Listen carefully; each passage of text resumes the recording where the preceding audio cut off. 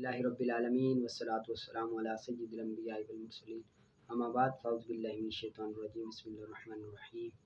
باب الاستخارۃ والمشاورۃ استخارہ کرنا اور مشورہ کرنے کے بارے میں یہ باب ہے۔ استخارہ کا مطلب یہ ہے کہ خیر کی طلب کرنا، جو بندے خیر کی طلب کرنا استخارہ کا مطلب ہے۔ اب اگر بندہ کوئی بھی کام شروع کرنا لگے نا تو اس کام کے ساتھ جن بندوں کا تعلق ہوتا ہے، لنک ہوتا ہے، ان سے بندہ مشورہ کرتا ہے کہ میں یہ کام کر لوں، یہ ٹھیک ہے یا نہیں ٹھیک۔ پھر بھی ان کے بتانے کے بعد بھی بندے کو شک ہو تو پھر اس شک کو دور کرنے کے لیے وہ استخارہ کرتا ہے۔ استخارہ مختلف قسموں کا ہوتا ہے، ٹھیک ہے، تو لیکن سب سے زیادہ معتبر استخارہ وہ ذات الرقا ہے۔ ذات الرقا سب سے معتبر استخارہ ہے۔ قال اللہ تعالی وشاورہم فی الامر، اللہ تعالی نے ارشاد فرمایا اور معاملے میں ان سے مشورہ کر لیا کرو، اور اللہ تعالی نے فرمایا وامرہم شوری بینہم، اور ان کا کام ان کے درمیان مشورے کے نتیجے میں ہوتا ہے۔ یتشاورون بینہم، اس سے مراد یہ ہے کہ وہ کام کے معاملے میں آپس میں مشورہ کرتے ہیں۔ آگے حضرت جابر رضی اللہ تعالیٰ عنہ، یہ استخارے کی تعلیم دے جانے کا بیان ہے کہ حضرت جابر رضی اللہ تعالیٰ عنہ بیان کرتے ہیں کہ نبی کریم صلی اللہ علیہ وسلم ہمیں تمام امور میں استخارے کی تعلیم اس طرح دیا کرتے تھے جیسے قرآن کی کوئی صورت سکھایا کرتے تھے۔ آپ نے فرمایا جب کسی شخص کو کوئی معاملہ درپیش ہو تو وہ فرض نماز کے علاوہ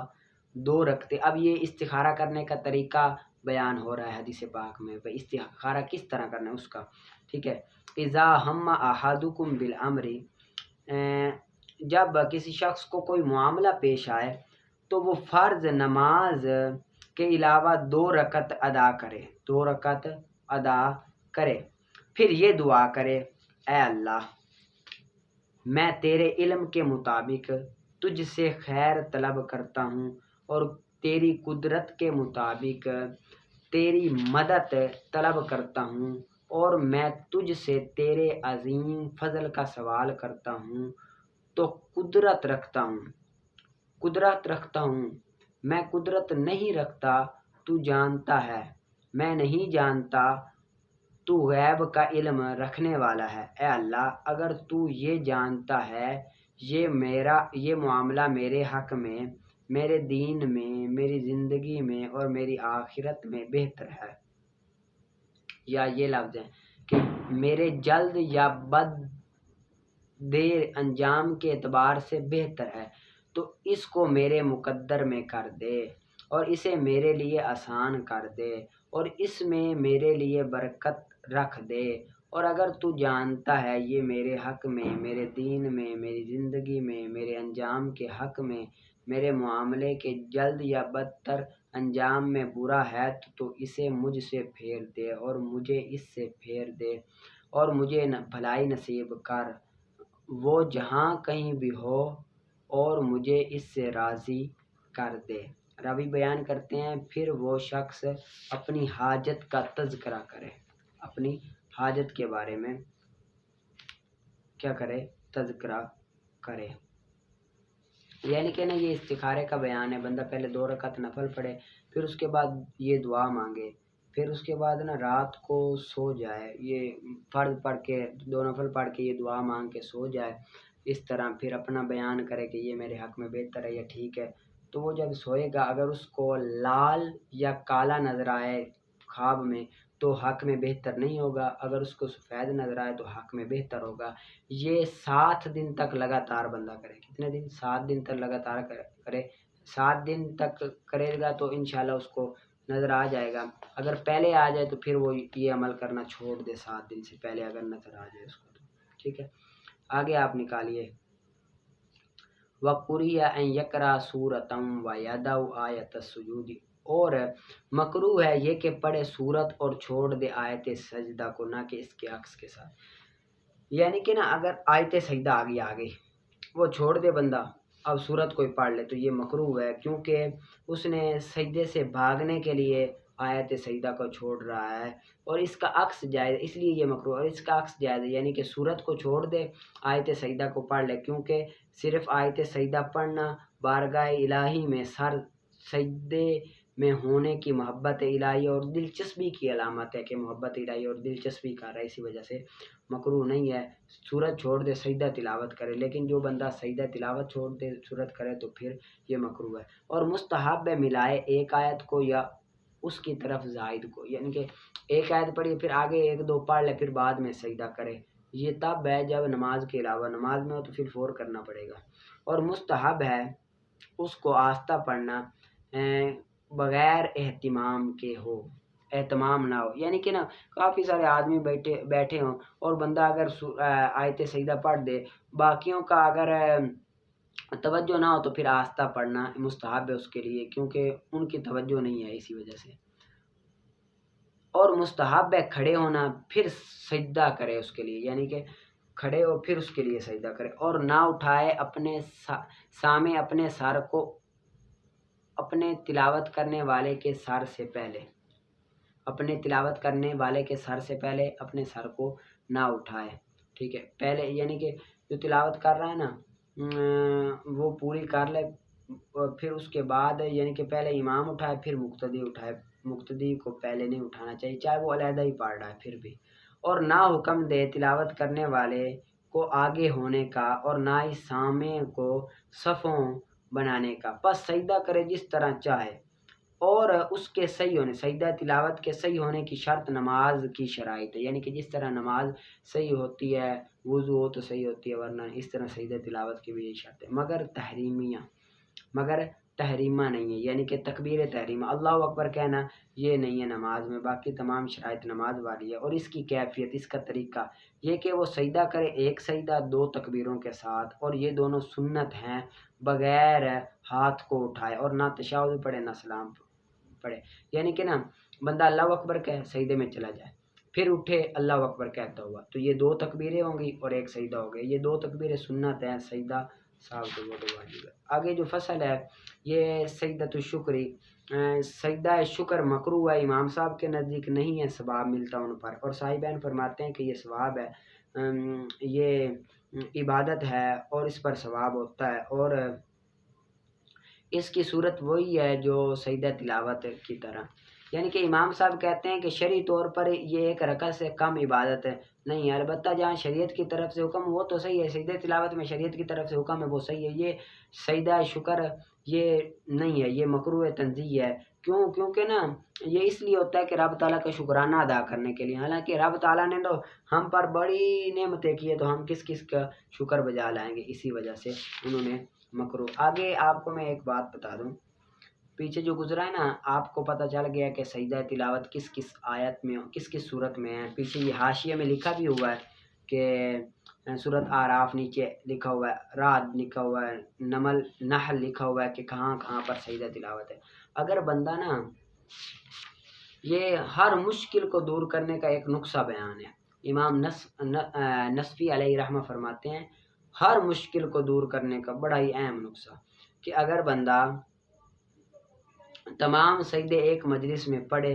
اور ہر ایک کے لیے سجدہ کرے، اللہ تعالیٰ اس کی تمام مشکلات کو حل کرے گا، یعنی کہ ایک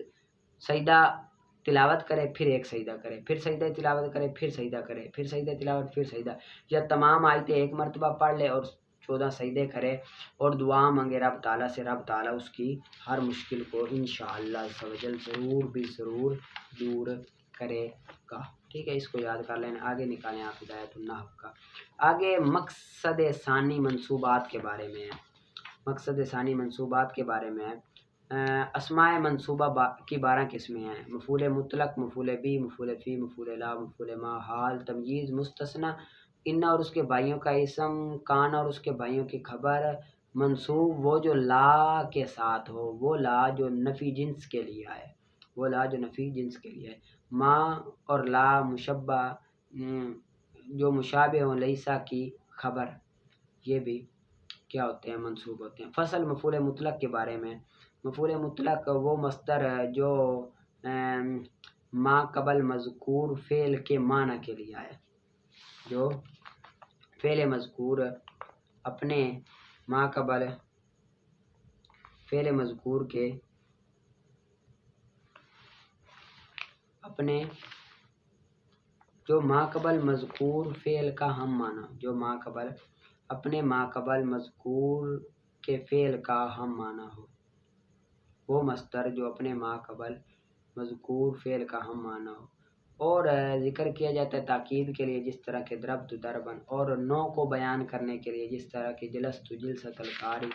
اور عدد کو بیان کرنے کے لیے جس طرح کہ جلست جلستن جلستین جلسات۔ یعنی کہ مفعول مطلق یہاں پر تعریف کر گیا کہ مفعول مطلق وہ مصدر ہے جو فعل مذکور کے معنی میں ہو، جو فعل مذکور کے معنی میں ہو۔ اس کی آگے 3 قسمیں بیان کی گئی، تاکیدی، نوعی، عددی۔ تاکیدی، نوعی، عددی۔ تاکیدی اب وہ ہے کہ جتنا معنی اور مفہوم فعل سے سمجھا جائے اتنا ہی مصدر سے سمجھا جائے۔ تاکیدی کسے کہتے ہیں؟ جتنا معنی اور مفہوم فعل سے سمجھا جائے اتنا ہی مصدر سے سمجھا جائے، ٹھیک ہے، اتنا ہی مصدر سے سمجھا جائے۔ اور نوعی یعنی کہ نو بیان کرنے کے لیے، یعنی کہ میں بیٹھا قاری کے بیٹھنے کی طرح، آگے عدد تعداد کہ میں بیٹھا 1 مرتبہ 2 مرتبہ 3 مرتبہ، اور آگے وقد یکون سے قاعدہ بیان کرے۔ اور کبھی کبھی ہوتا ہے لفظ مذکور کے فعل مذکور کے لفظ کے علاوہ بھی کیا ہوتا ہے؟ مفعول مطلق ہوتا ہے، فعل مذکور کے لفظ کے اعتبار کے علاوہ بھی ہوتا ہے، حالانکہ معنی ایک ہی ہوتا ہے لیکن لفظ علیحدہ ہوتے ہیں، معنی ایک ہی ہوتا ہے۔ جس طرح کہ قعدت جلوساً، اب میں نہ تو دونوں کا ایک ہے، میں بیٹھا بیٹھنا، لیکن لفظ علیحدہ علیحدہ ہے، مادہ علیحدہ علیحدہ ہے۔ اور باب کا بھی اختلاف ہوتا ہے، جس طرح کہ انبت اللہ نباتاً، انبت یہ مزید فی ہے اور نباتاً یہ کیا ہے؟ مجرد ہے، لیکن ہے کیا؟ یہ مفعول مطلق ہی۔ اور کبھی کبھی اس کے فعل کو حذف کر دیا جاتا ہے قرینہ پائے جانے کی وجہ سے جوازن، کبھی کبھی اس کے فعل کو قرینہ پائے جانے کی وجہ سے جوازن حذف کر دیا جاتا ہے، جس طرح کہ تیرا آنے والے کے لیے قول، جس طرح کہ تیرا آنے والے کے لیے قول، خیر مقدامن، خیر مقدامن، یعنی قدمت قدومن خیر مقدامن، یہ اصل میں تھا قدمت قدومن خیر مقدامن۔ اب یہاں پر سائل سوال کرتا ہے خیر مقدمن میں خیر کو مفعول مطلق بناؤ گے یا مقدم کو مفعول مطلق بناؤ گے؟ اگر آپ مقدم کو مفعول مطلق بناؤ تو بنا نہیں سکتے، کیونکہ حکم مضاف الیہ پر نہیں لگتا بلکہ مضاف پر لگتا ہے، اور یہاں پر مقدم مضاف الیہ خیر مضاف ہے، تو مقدم کو بنا نہیں سکتے کیونکہ حکم مضاف پر لگتا ہے۔ اور اگر آپ کہو کہ خیر کو ہم مفعول مطلق بناؤ گے تو خیر کو بھی نہیں بنا سکتے، کیوں؟ کیونکہ خیر یہ اسم تفضیل ہے، خیر کیا ہے؟ اسم تفضیل ہے، اور مفعول مطلق یہ مصدر ہوتا ہے، اسم تفضیل صفت ہوتی ہے،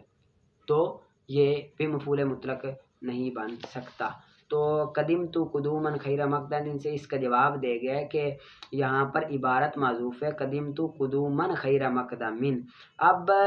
قدومن موصوف ہے اور خیر یہ صفت ہے، بسا اوقات ایسا ہوتا ہے کہ موصوف کو حذف کر دیا جاتا ہے اور جو حکم موصوف کا ہوتا ہے وہی حکم صفت کو دے دیا جاتا ہے، موصوف کو حذف کر دیا جاتا ہے اور جو حکم موصوف کا ہوتا ہے وہی حکم صفت کو دے دیا جاتا ہے۔ اب یہاں پر دیکھیں قدومن موصوف ہے، خیر مقدمن مضاف مضاف الیہ بن کے صفت ہو کر یہ صفت بن جائے گی، موصوف صفت بن کے پھر قدمت کا مفعول مطلق بن جائے گا، اور انہوں نے کیا کیا؟ قدومن کو حذف کر دیا موصوف کو، اور موصوف پر جو حکم لگ رہا تھا مفعول مطلق کا وہ حکم خیر کو دے دیا، صفت کو دے دیا، اور یہ جائز ہے، ٹھیک ہے۔ اور وجوباً بھی حذف کر دیا جاتا ہے قرینہ پائے جانے کی وجہ سے، اور وجوباً وہ سماعی ہے، سماعی ایک ہوتا ہے سماعی اور ایک ہوتا ہے قیاسی۔ سماعی اس کو کہتے ہیں جس کی ہمارے پاس کوئی دلیل نہ ہو لیکن ہم نے عربیوں سے سنا ہو، وہ اس کے فعل کو حذف کر دیتے ہیں تو ہم بھی حذف کر دیتے ہیں، یعنی کہ کوئی قاعدہ کلیہ نہیں ہے، سماع کے ساتھ اہل عرب ایسا کرتے ہیں آ رہے ہیں، اسی وجہ سے ہم نے بھی ایسا کیا۔ جس طرح کہ سقین شکرن حمدن رعین، یہ اصل میں سقاک اللہ سقین تھا، وشکرت شکرن تھا، وحمدت حمدن تھا، اور رعاک اللہ رعین تھا، ٹھیک ہے۔ ان کو آپ نے یاد کر لینا اچھی طرح سے محنت کر کے، اور یہ حاشیہ پڑھ کے آیا کریں، میں بار بار کہتا ہوں حاشیہ پڑھ کے سمجھ کے آیا کریں، چاہے آپ کو نہیں سمجھ آتی، ایک لفظ بھی سمجھ آتی ہے نا وہ بھی آپ کے لیے غنیمت ہے، کیونکہ آج ایک آئے گا، کل 2 آئیں گے، پرسوں 3 آئیں گے، اگلے دن 4 آئیں گے، پھر 5 آئیں گے، تو آہستہ آہستہ ہوگا، لیکن پڑھا کریں چاہے سمجھ بالکل بھی نہ آئے، آگے سے سبق نکال کر آیا کریں، ٹھیک ہے؟ پڑھا سنا قبول فرمائے۔